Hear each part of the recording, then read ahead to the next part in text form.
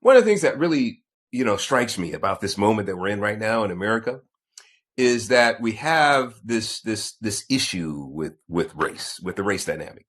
What's interesting about it for us all to really look at is that we actually have people that are prideful about something they had nothing to do with. Yeah. So for instance, skin color, the specifics of how God put us together, right?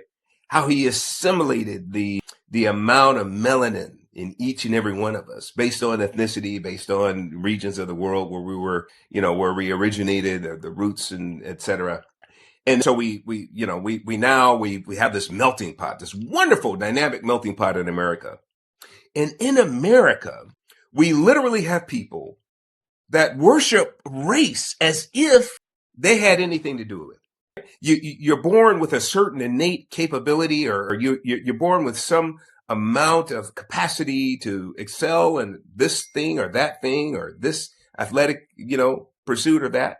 And then you do something additional, right? You master your craft, you master your athletic ability, you master these things that make you then, pretty, accomplished. And you could feel good about that. You actually had something to do with taking some of the base skill that you were born with, that God blessed you with, and you turned it into something that's really, that a lot of people can applaud, right?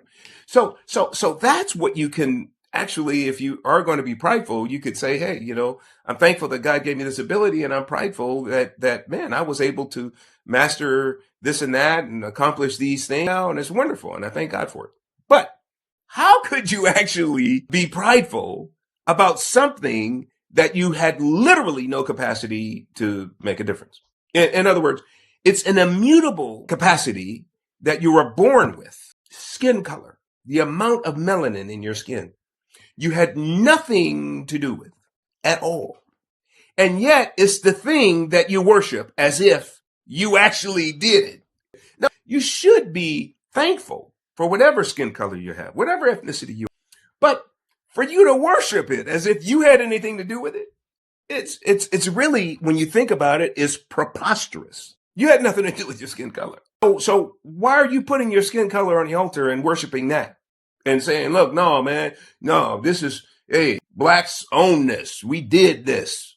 These are the types of messages that are being spread all across America and across pulpits, where we can't thank God for the grace that he's given us to be delivered to the world in the color that we are. Instead, we're going to worship that as if we had anything to do with it. And we're going to hold it over everybody else's head. Are you getting how insane that is? How ridiculous?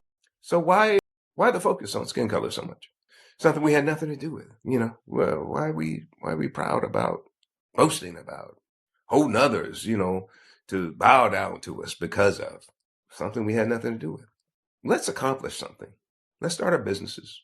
Let's start our unification process. Let's start our churches that are rich and developing disciples.